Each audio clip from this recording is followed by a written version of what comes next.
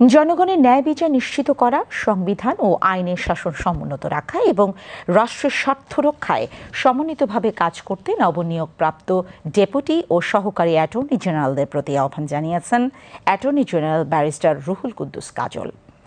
আজ সকালে সুপ্রিম কোর্টে নতুন নিয়োগপ্রাপ্ত 266 জন আইন কর্মকর্তার সাথে প্রথম কর্মদিবসে মতবিনিময় শেষে অ্যাটর্নি জেনারেলের কার্যালয়ে সাংবাদিকদের তিনি এসব কথা বলেন। অ্যাটর্নি জেনারেল বলেন, সরকার আইন কর্মকর্তাদের অ্যাটর্নি জেনারেল অফিসে দায়িত্ব দিয়েছে, কিন্তু প্রকৃতপক্ষে জনগণই আইন কর্মকর্তাদের ক্লায়েন্ট। রুহুল কুদ্দুস কাজল বলেন, দেশের মানুষ চায় সততা, যোগ্যতা, কর্মদক্ষতা, দেশপ্রেম ও জাতীয় চেতনার প্রতিফলন ঘটুক। তিনি আশা প্রকাশ করে বলেন, সরকার এসব বিষয় বিবেচনায় নিয়েই নতুন আইন কর্মকর্তাদের দায়িত্ব দিয়েছে। এখন তাদের দায়িত্ব হবে সেই আস্থার প্রতিফলন ঘটিয়ে নিষ্ঠা, সততা ও দক্ষতার সঙ্গে দায়িত্ব পালন করা।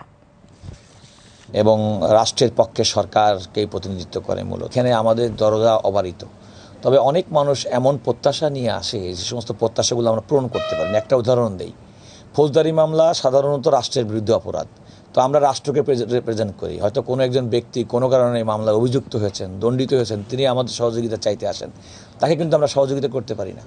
কিন্তু আদালতে আমাদের মামলা পরিচালনার ক্ষেত্রে প্রকৃতপক্ষে কোনো রং যদি দেখি, যে সরকারের কোনো সংস্থা সংগঠনের কাজে কোনো কারণে ভুল হয়েছে এবং যে কারণে একজন নাগরিক ক্ষতিগ্রস্ত হবে, তার অধিকার লঙ্ঘিত হচ্ছে, সেক্ষেত্রে আমরা কিন্তু তাদেরকে সহযোগিতা করি। সুতরাং আমরা সরকারকে ব্লেটেন্টলি সাপোর্ট করি এমন কিন্তু না।